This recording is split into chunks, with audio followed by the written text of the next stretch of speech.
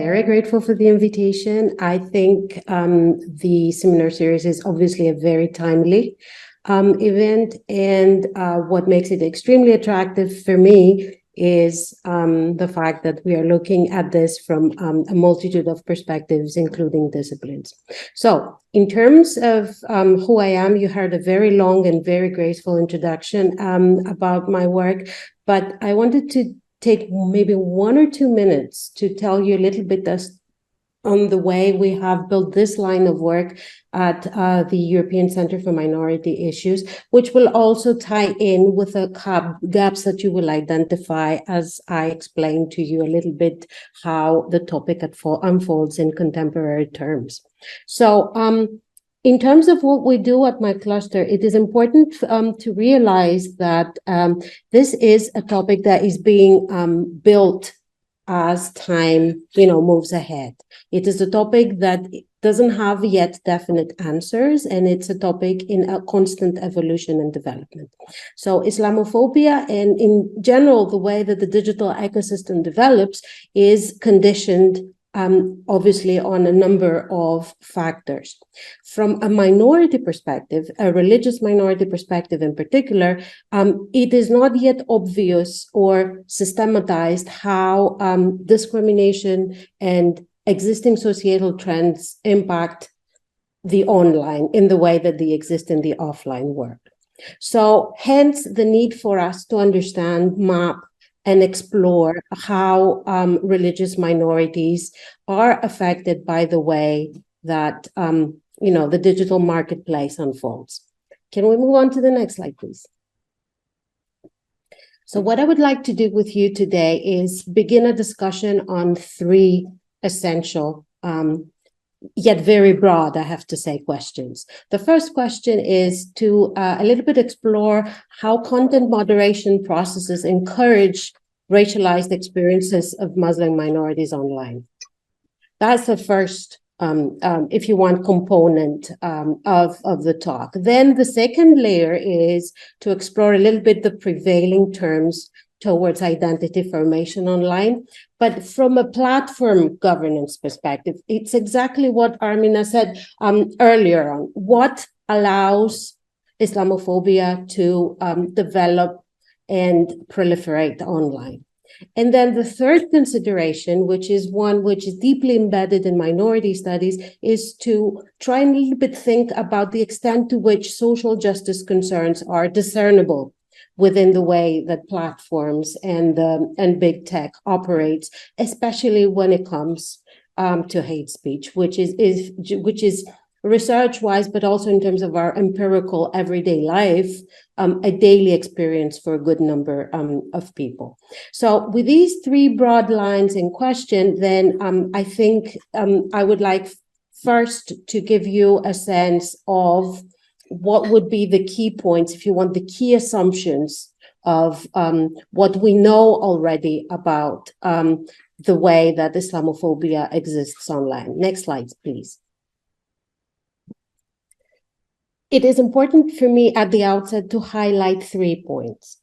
The first point here is that we already know that digital spaces recreate the pathologies of the offline public space. So essentially, it's very difficult to disconnect the online from the offline because the offline is conditioning in a way the online and vice versa. The second point, not to forget and always keep at the back of your minds when we look at online trends, is that when it comes to religious minorities, Muslims in particular, there tends to be a conflation. And the conflation happens between racialized hostility and ethnic, racial, religious discrimination. Now that, from a point of view of analytical frameworks, and if you want exploration of the situation, creates confusion because we are not able to say what is due to which part, if you want, of discrimination and hostility against Muslims is due to race and which is due to religion. And it gets even more complicated, and I will come back to that later on, when we add gender to the mix. I know that through the seminar series, you have touched upon gender on more than one occasion, but I think that if one is careful enough and observes a little bit in different contexts the way that hate speech develops against the Muslim communities online, it becomes very soon clear that there is a very clear gendered dimension.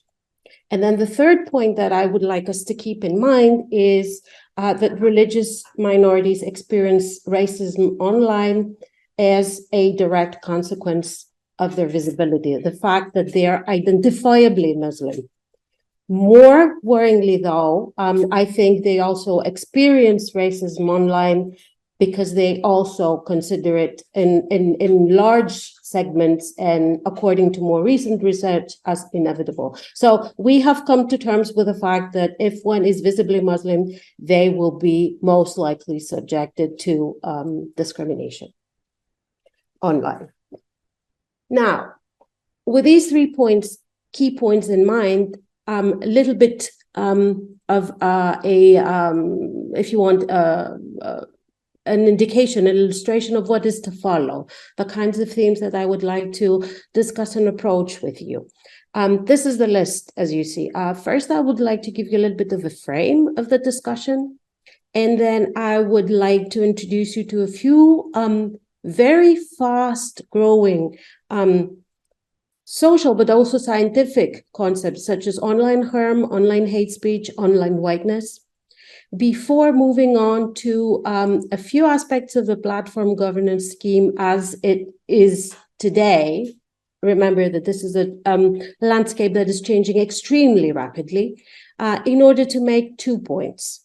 First point, show that technological racialization occurs online for this particular category of individuals that we're interested in, and it occurs in oppressive terms.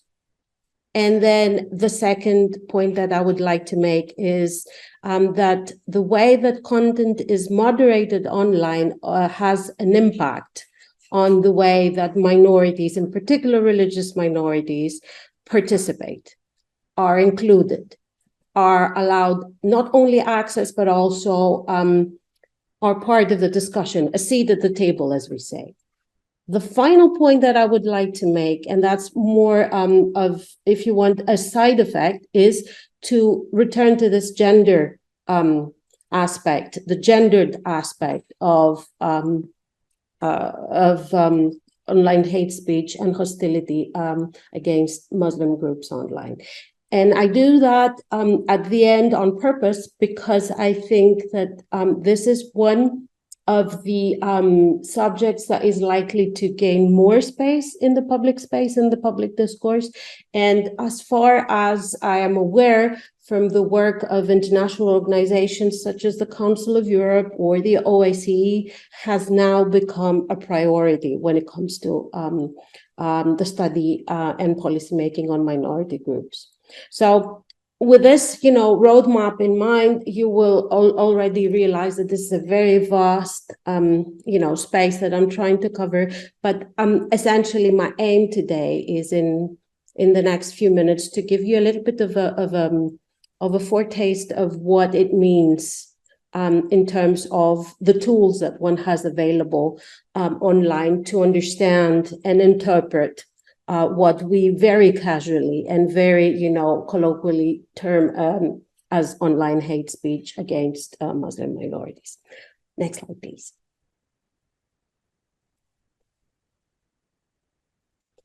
Okay. Before I start, I wanted to, I don't know whether this is pedagogically valid, but nevertheless, I wanted to share with you an image. This is a picture. This is a picture that I came across in a book by Kubra Gümüşey, and I think it describes very aptly, it's an image that describes very aptly the landscape that we are talking about tonight. In her work, in one of her books, she describes a fictional museum of language. And this museum of language, maybe some of you are already familiar with this image, is constituted between labeled individuals and unlabeled individuals and artifacts.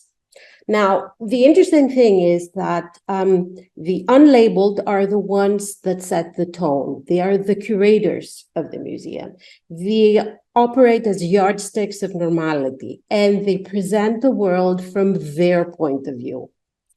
The labeled, on the other hand, are the ones that are different. They seem unusual, perhaps even unfamiliar. And they are obviously the objects or the subjects of the museum. The unlabeled categorize the label, and they do so by using collective labels that the unlabeled consider worth noting. So it's a very subjective exercise. It is an exercise that essentially only happens from the viewpoint of one out of two categories. What the implications of this display are is that the labeled are victims of loss of individuality and very often dehumanized in the process. Now, I think if you take that image and transpose it to the digital space, as far as hostility towards and hate, actually towards Muslim groups, Muslim minorities in particular, are concerned, I think you get the message, and I don't need to talk any further. However, for the sake of completeness and for the sake of, exposing at least all of the questions that we're looking at today, I think I'll continue. But I thought that it was worth adding this kind of image for you at the beginning to get a little bit of, of a vision or a visualization, if I'm more specific, of what will follow. Next slide, please. Now, first, the frame part. This is the frame part that I announced in my structure. First set of thoughts here. What does Islamophobia on the web look like? Now, this is a very eclectic selection of features, and I'm sure that a lot of you may have had either direct or indirect experience of how that looks when you use platforms. But anyway, to go back to the origins of the term very briefly, Islamophobia is a neologism that was more or less invented back in 1996 in one of the Runnymede Trust reports. What it denoted was a monolithic view of Islam based on a centralized vision of communities. These communities were considered inferior and alien to Western values. Obviously, the immigration component and background is there. I don't need to spell it out for you. But what is perhaps a little bit, more interesting is to stress the fact that here we are talking about hostility that is based on a person's real or perceived Islamic religion. And note that because it's relevant, this kind of statements or expressions are very commonly presented as patriotic speech from those that express them. They are also particularly dehumanizing, and there's a lot of literature that looks at the kind of categorizations and the kind of features that are particularly, liable to attract hateful comments. Now, as I said earlier on, the troublesome bit is that these online experiences of hate are viewed and perceived as inevitable and intentional. At the same time, and I think that's perhaps the more problematic issue, which is why we're discussing the phenomenon on its own terms, is that they lead to the construction of identities that are considered negative, even wrong, in inverted commas. So this is, if you want, the spirit behind Islamophobia as such. Next slide, please.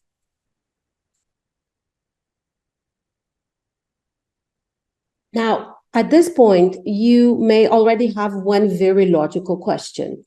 Hate speech existed before the internet, and so did Muslim minorities, at least in this continent. What makes it different? Why is it different online? Is it any different online? And my answer would be yes and no.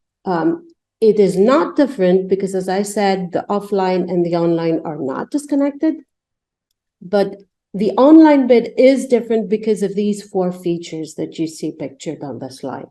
Online hate speech has 4 features in addition to more offline or more conventional forms of written expressions in traditional media. And these 4 differentiating points are the following. Comments or any kinds of expressions placed online are permanent. That's something that is different. The second is that they are itinerant. They can be moved between platforms, between websites, between applications, between the space, the digital space, all in all. They are very commonly anonymously labeled or anonymously introduced into the digital space. That's another thing that makes it a little bit more complicated to understand and regulate online hate speech. And then the final bit is that they have a transnational reach. It doesn't matter where you are, it could still affect you, even if you do not share the same geographical space with the hate speaker. So these are the 4 things that essentially guide us in a way to that's fine, you can move on, but guide us in a way to understand online anti-Muslim hate speech as being different. Next slide, let's move on to the next slide. Now, I think if we talk about hate speech online, the first important concept that you will come across is that of harm. And now I know that we all have a commonsensical understanding of harm, but it is important for us to focus a little bit on that, which is what I'm going to do for the next 2 or 3 slides, if you allow me to do so. Before that, a very brief reminder of what online hate speech is. It's the use of electronic communications technology to spread anti-Semitic, racist, bigoted, extremist, or terrorist messages or information. Note that this is not a formal definition, and one which is universally accepted, by the way, doesn't exist. The elements that make it particularly noticeable is that hate speech transforms attacks against ideas to attacks against persons, usually in the form of verbal abuse, and usually through stereotyping and loaded generalizations. In legal and policy terms, very often you will see that online hate speech or hate speech in its more conventional offline form also has another element, and that's the incitement of others to hate. This, however, in the online space, I would say in empirical terms, is not a sine qua non. It's criminal law systems and policy frameworks that insist on that. I wouldn't say that this is, absolutely necessary online.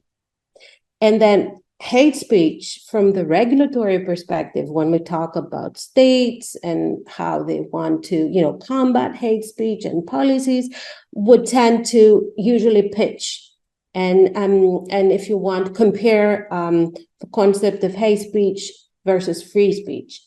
And here, the determinant element is harm. Is the harm and the violence that this kind of speech, these words, are creating and inducing by one group against the other. Now, given the difficulty that we have to, provide a very robust or a very unanimous definition of hate speech in general, people, researchers, academics have tried to come up with a better term. One such effort is the one that you see cited in brackets by Benish that speaks of dangerous speech.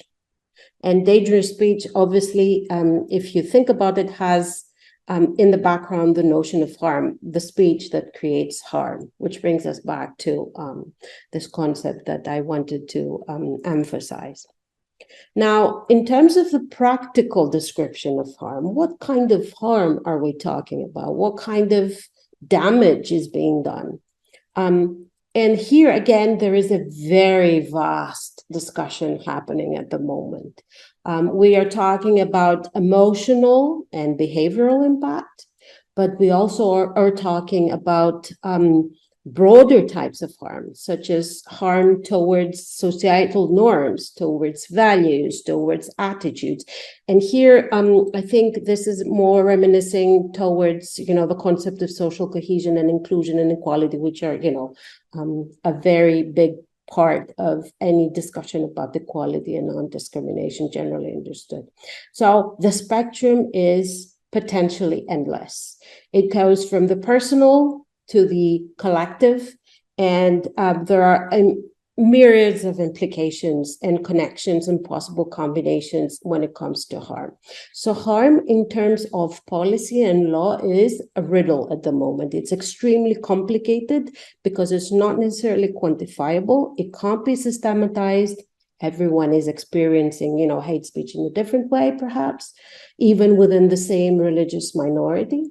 And then the other problem is, how do we regulate it? If you look at efforts that come from state legal systems to respond to this kind of harm, because harm now is a very sexy topic. It's a very fashionable topic. Even in Germany, I think we're discussing a law that would regulate harm as a result of hate speech inter alia.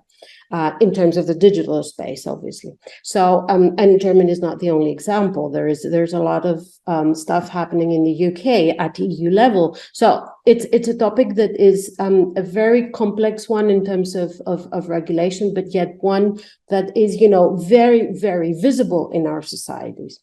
Next slide, please. So regardless of that visibility, it is very complicated, as I said, to calculate and map the impact outside the policy radars.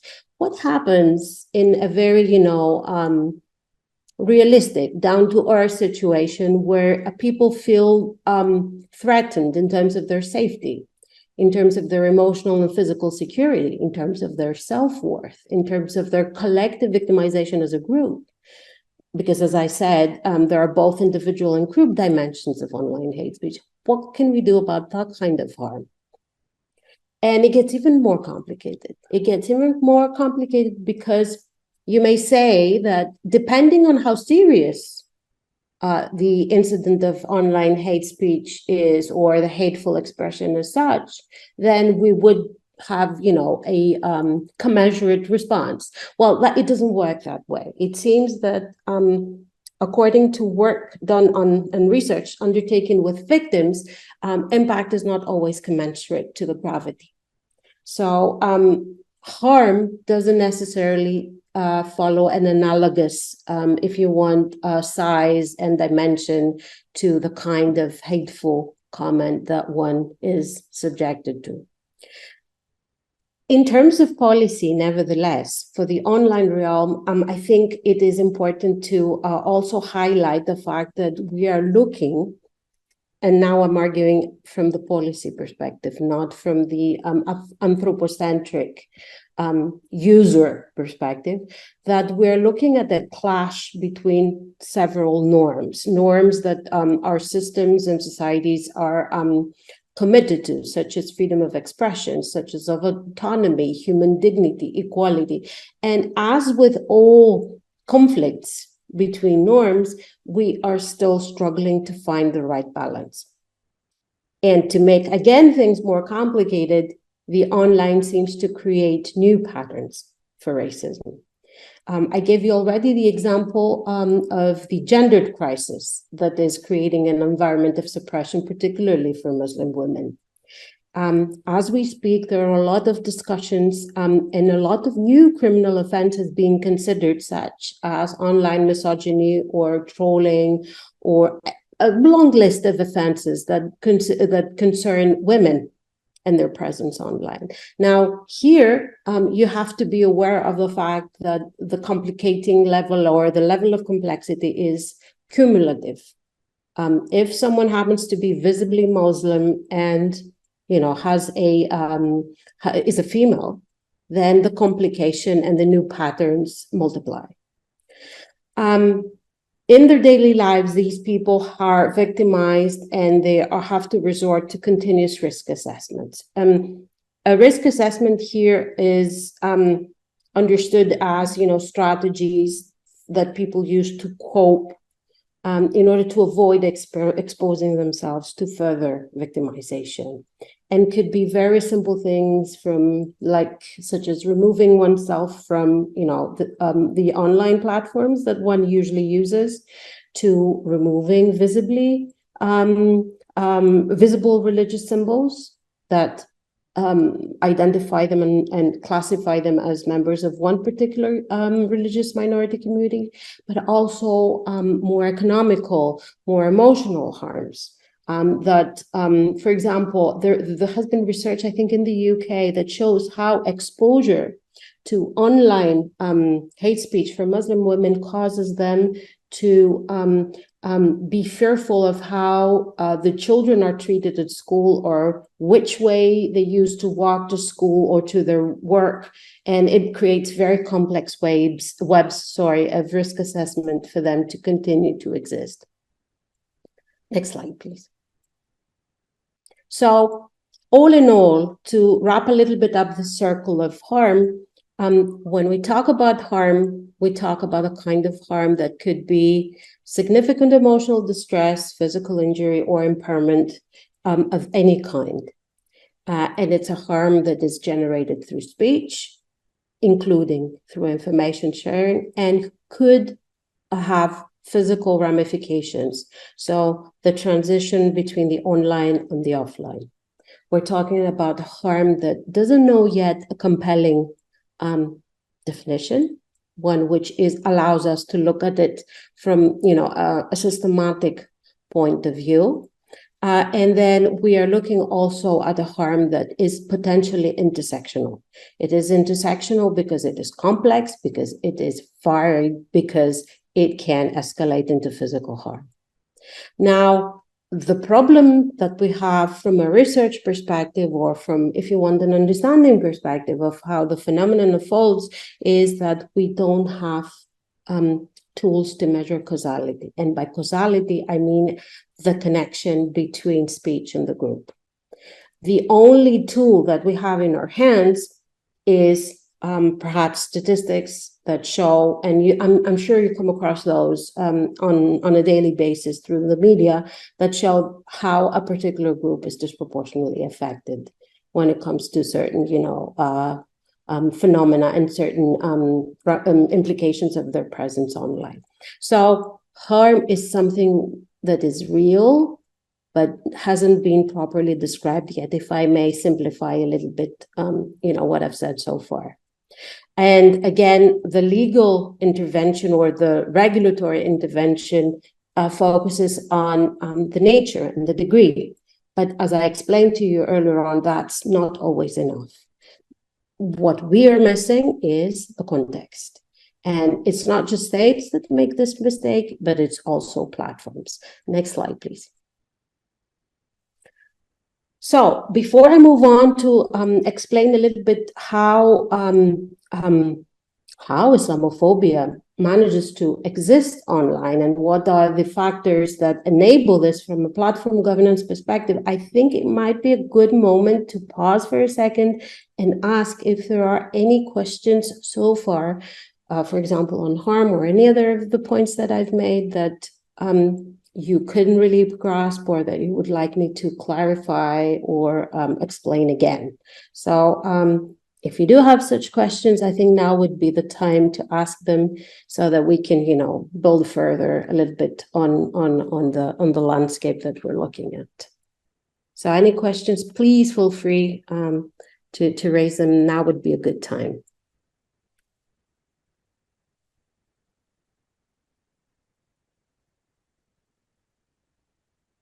Was I that clear? Was I think you've been pretty clear, yes.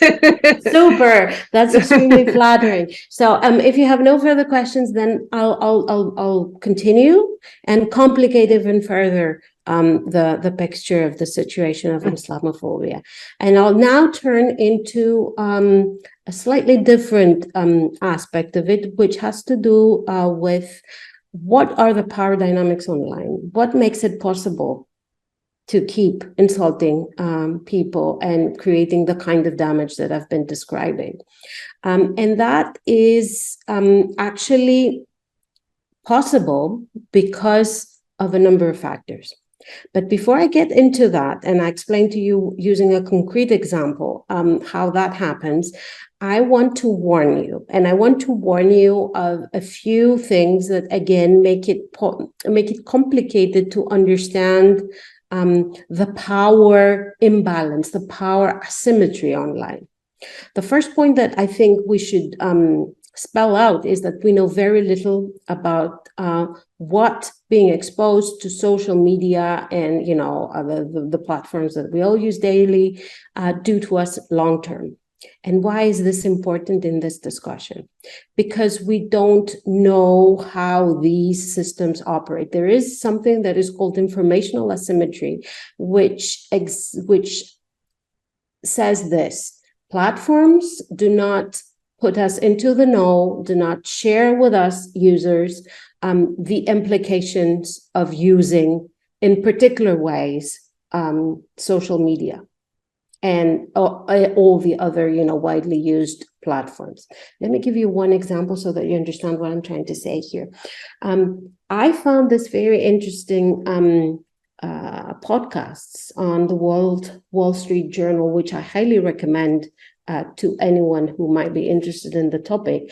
They are slightly dated. They are, I think, from 2018-19, but they do a very good job to explain how any changes happening within platforms, such as Facebook, for example, are not necessarily shared or explained or accounted for in terms of what effects they produce for our presence online.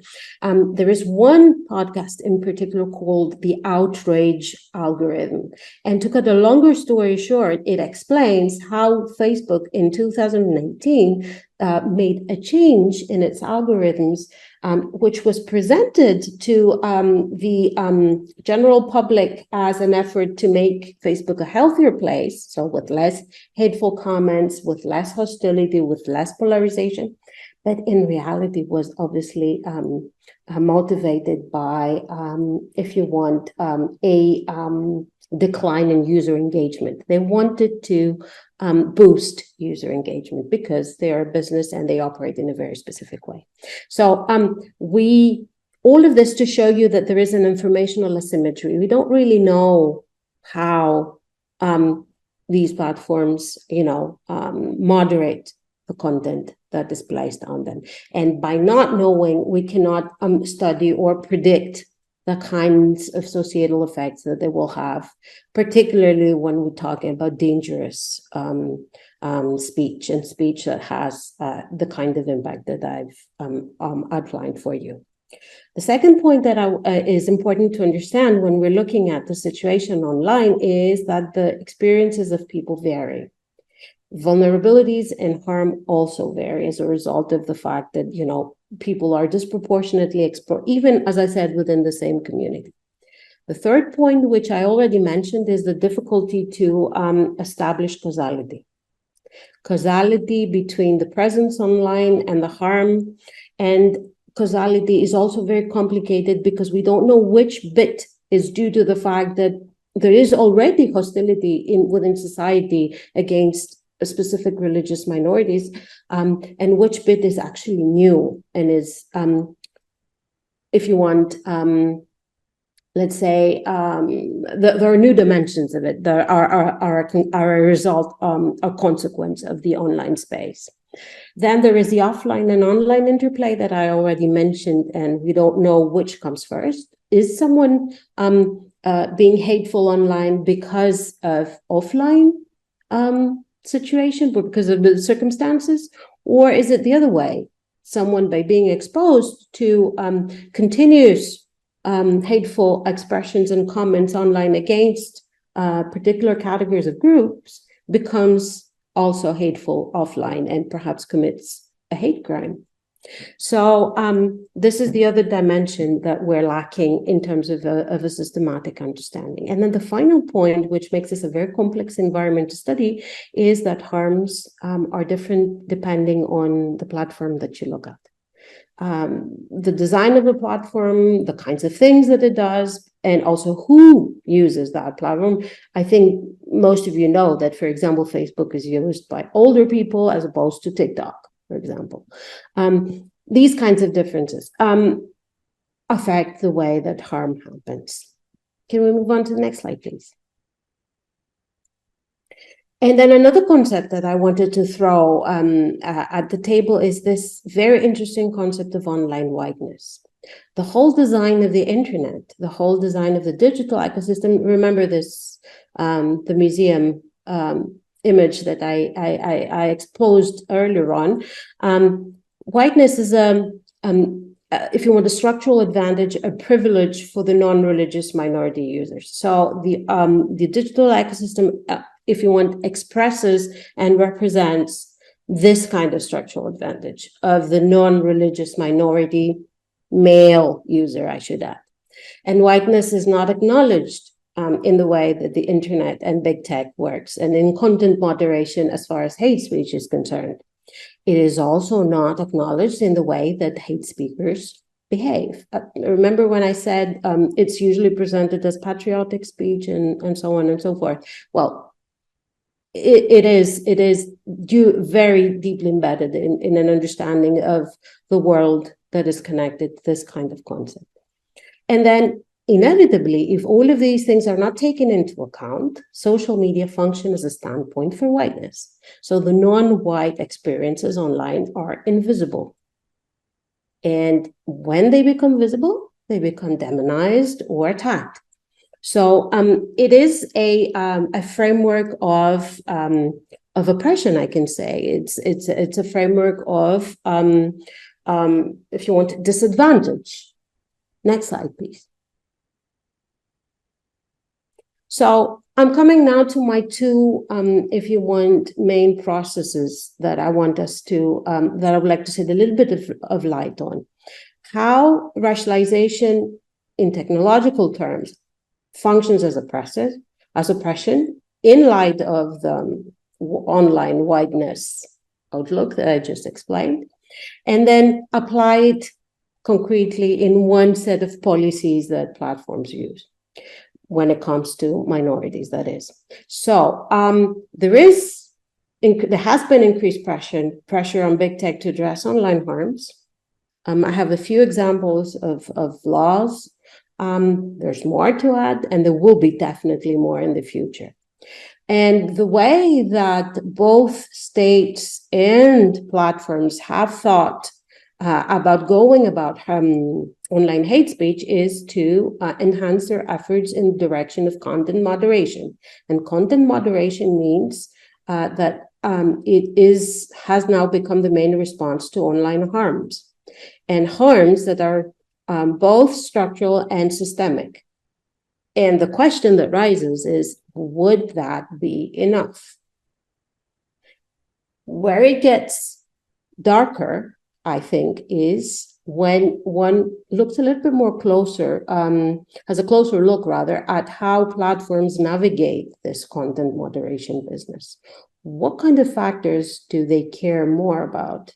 Is it fairness? Is it digital inclusion? Is it equity, equal opportunities online? Or is it commercial interests or deference towards high-profile users?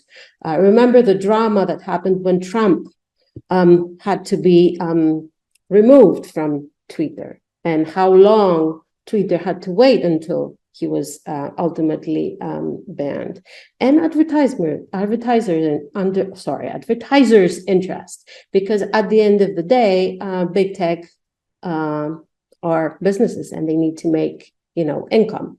So in order to show at least that there is some kind of regulation when it comes to online hate speech against minorities, including religious minorities, they came up with this community standards terms of service business. Now, I think that everyone knows what terms of service or community standards are within each platform, but for the sake of, making this even more explicit, I will say that they are the set of rules according to which, in simple terms, layman's terms, platforms run their business. It's the kind of rules that you subscribe to when you become a member or a user, and you're bound by in terms of your usage of the service that these platforms are performing. Can we move on to the next slide, please? So when they're trying to moderate content, all the efforts focus on the legal aspects so far. And they focus on the legal aspects from the perspective of the states and less on the conditions that enable them, which is what we are talking about today. The legal aspects, the legal constructions of victimhood. So what does it take for one to become a victim of online hate speech? How much harm is, the right amount, if I may say, the right amount of harm for criminal law sanctions to be triggered? And what happens if that, is not so clear in terms of who is to blame? Because the issue of liability, of course, is something that has been a very large part of the discussion of hate speech online. And then in these content moderation efforts, there's a second layer. When there is an acknowledgement of discrimination in the form of online hate speech and harm, a very narrow concept is applied, a concept which denies, again, sociocultural context, denies the enabling conditions offline that produce this kind of speech. Ultimately, what happens in the end is that we pitch equality as antithetical to difference. Next slide, please. So, as I said, content moderation is the preferred method of platforms to address harm, but they do so, again, as I said, without transparency. Now, where one is, a little bit puzzled is if these platforms are there and they are, regulating the kind of speech that circulates online, then it's fair to say that they fulfill a standard-setting function of what is tolerable, what is acceptable online in terms of offensive speech. And then if they do so, it probably means that they are also there to become, if you want, standard setters of what counts as a hateful speech. But what about material that does not qualify as an offense, but is producing harm nevertheless? Do the platforms have an answer for that? Well, to cut, again, a longer story short, I will tell you that they do not. And that's one of the biggest if you want, the biggest challenges in platform regulation of the moment. What has become clear now in the last 2 or 3 decades that the internet is there is that the platforms can no longer pretend that they are vehicles for freedom of speech. They have to not be neutral. They have to take a stance.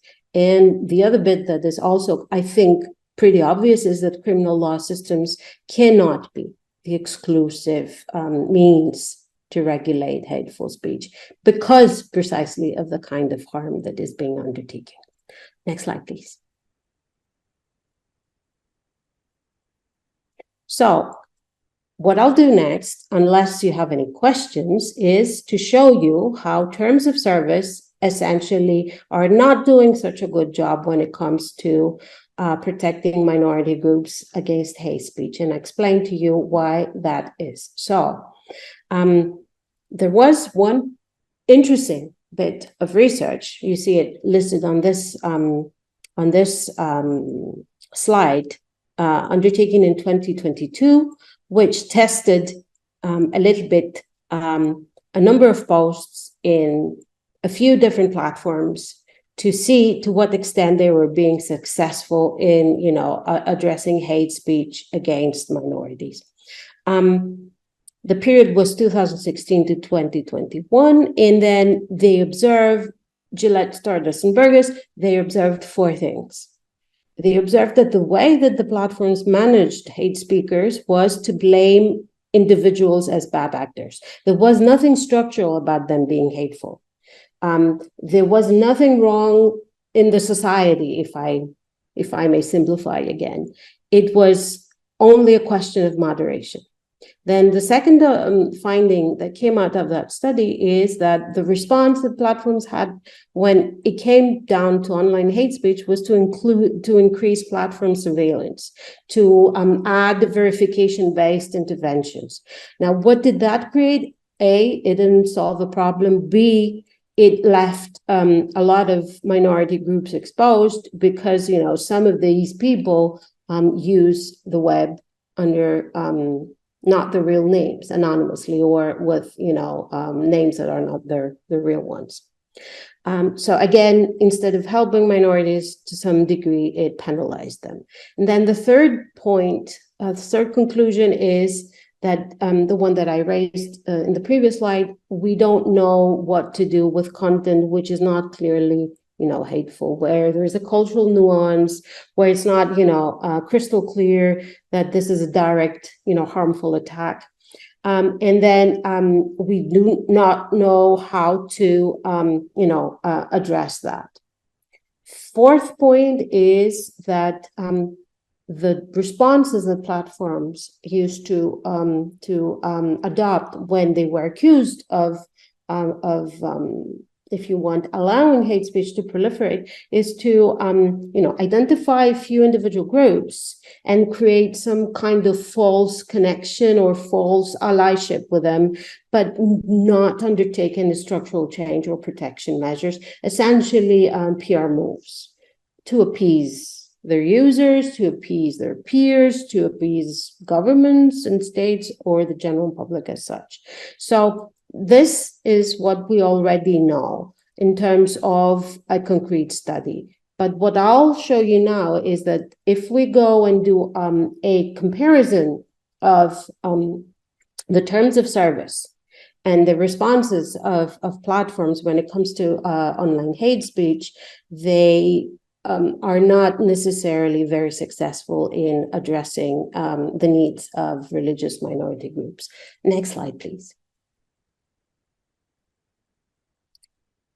I think you need to click again here because it comes, just click the full range and then, fantastic, thank you.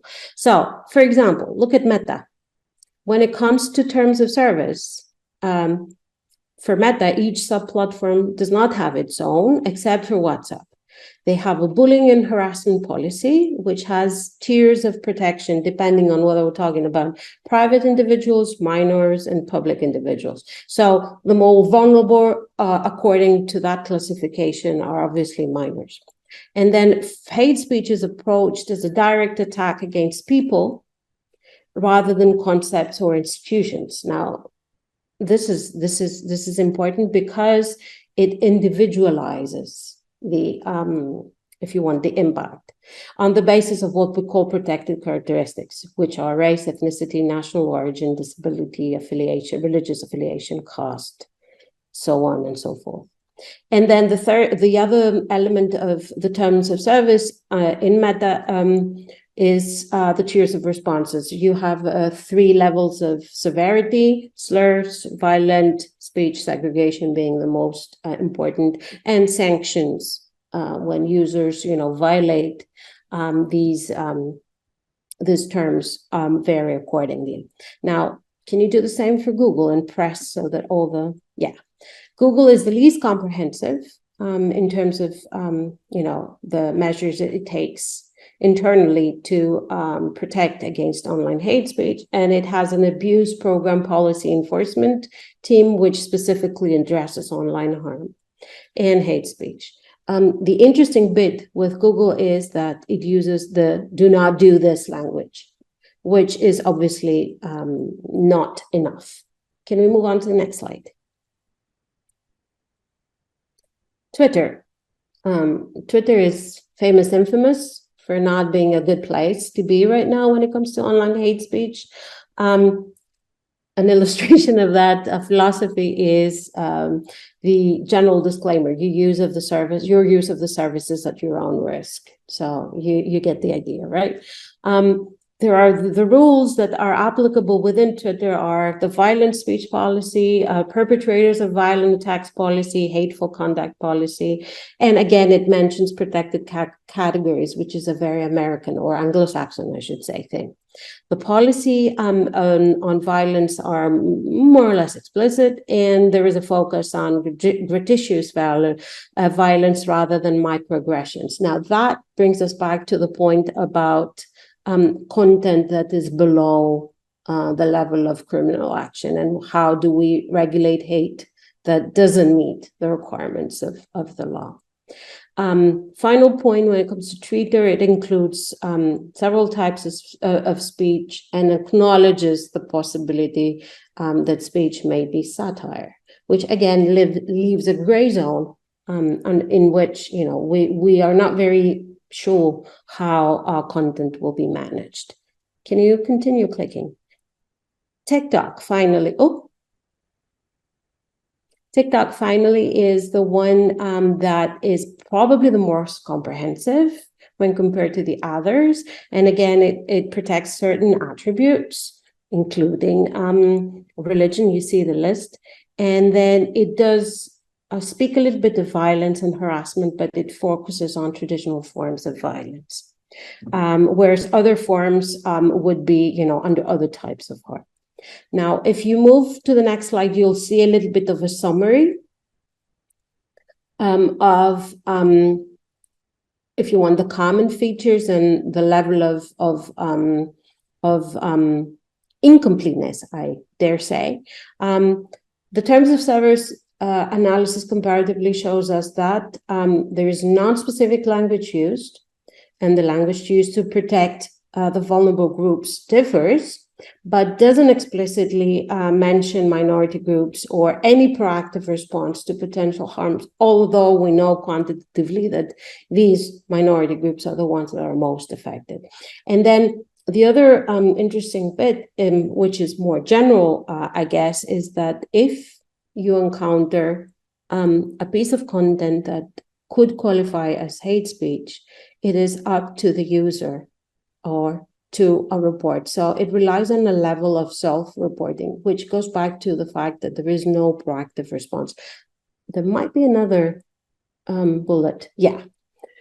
So here, the content creation is individualized. So it is what I mentioned earlier, the bad actors, the isolated bad actors that are doing the damage. And there's nothing wrong with society when it comes to, hate speech online. Shall we move to the next slide?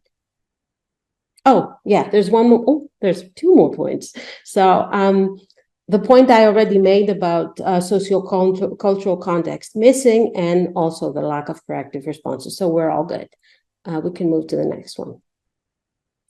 What can we take away from this very brief exercise? There is a deliberate fuzziness in community moderation when it comes to the protection of minority groups from online hate speech.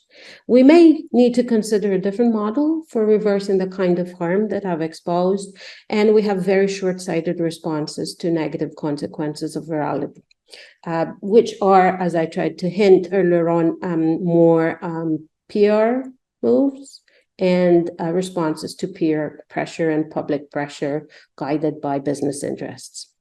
The other thing that I think is worth mentioning is that harm is being subjected to a form of hierarchy.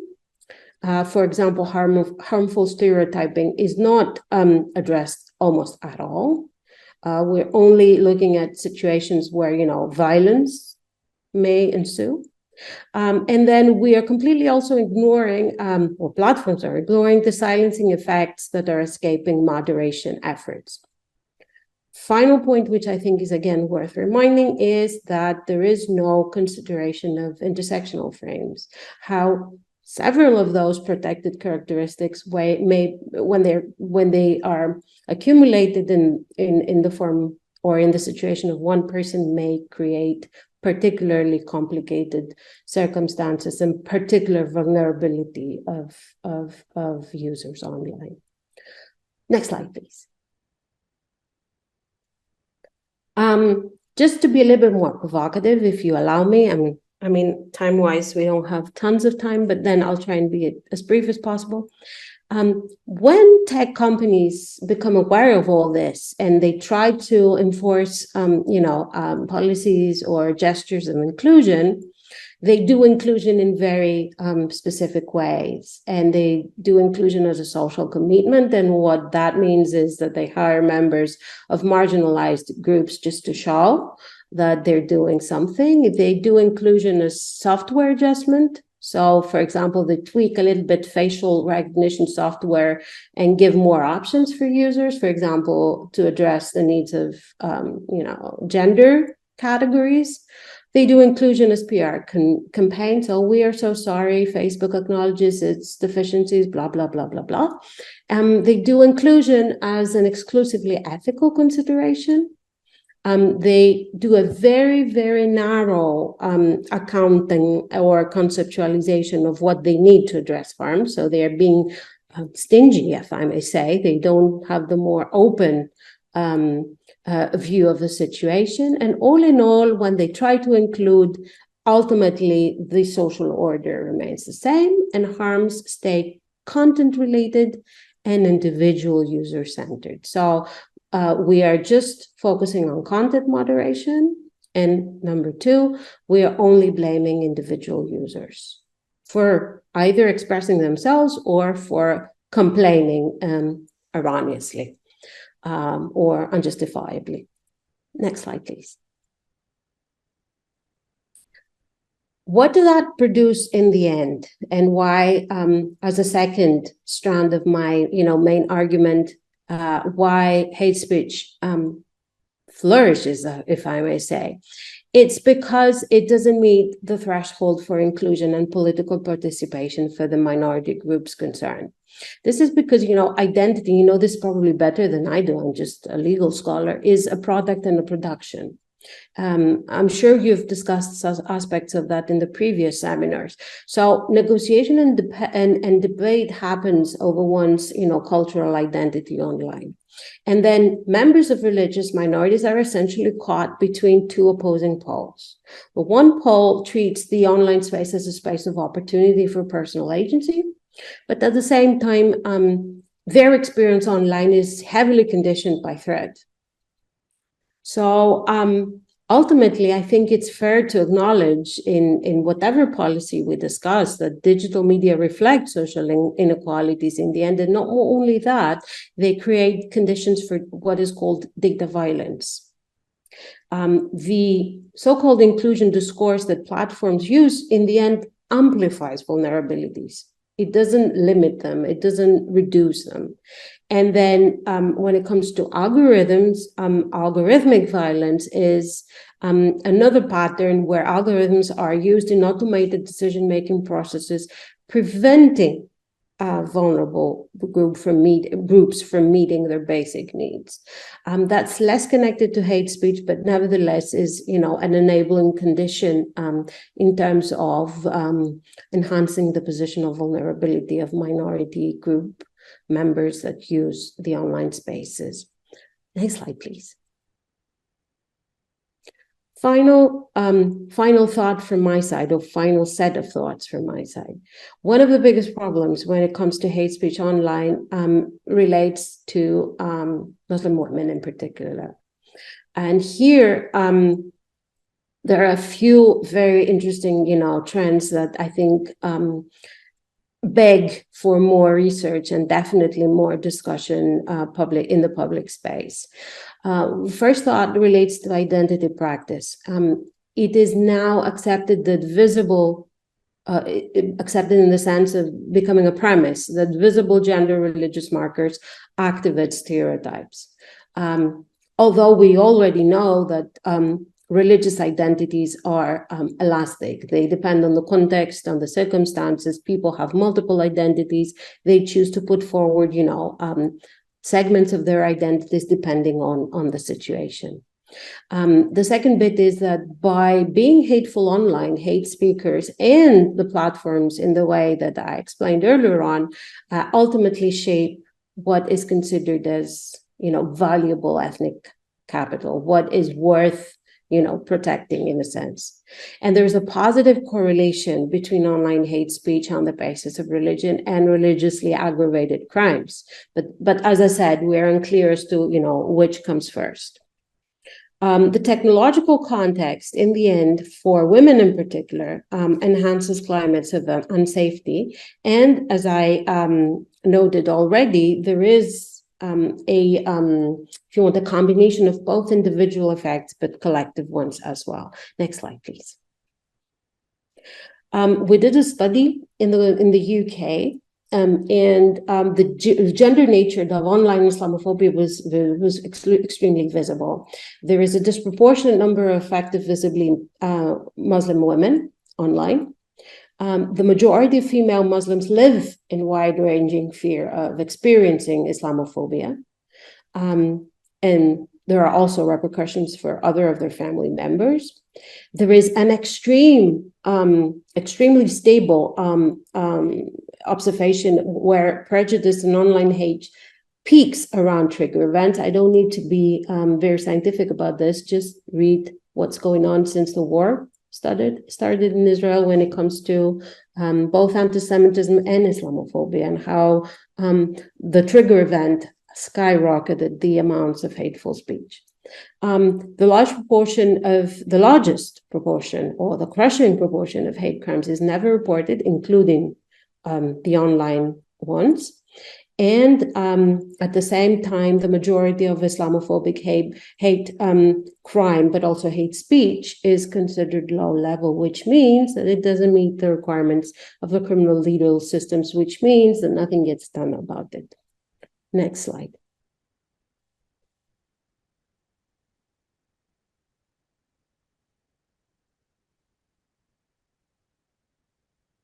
So in terms of the interesting yet very dark space when it comes to the gender nature of online Islamophobia, what is very complex is how Islamophobic victimhood is constructed at the same time.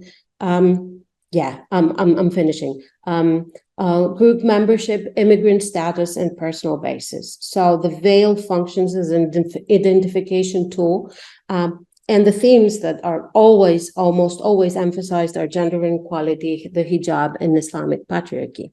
What is paradoxical here is that these women are visible because of that they are targeted, but at the same time they're victimized because they are considered as without agency and escaping regulation.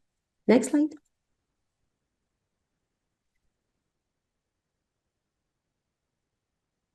So, as a final thought, given this kind of gloomy environment that I just presented, is there any way out? And conceptually, the only concept I could propose is this digital inclusion concept. And this digital inclusion, I think, is conditioned on two factors, which are essentially also summarizing the shortcomings of what I've covered. One is the need to question social, cultural, and technical factors in the way that they affect both how minorities, religious minorities included, access and use online spaces. And the second thought is to conceptualize harm in a way that allows us to move beyond the concept of being safe from harm when we're using the online spaces, to safety to exist and act online, which is more in line with the agency component, and which is extremely, I think, relevant and very important from the perspective of religious minorities. And with that, knowing that I've been talking for perhaps too long, I think I'll stop, and I'll thank you so much for your attention.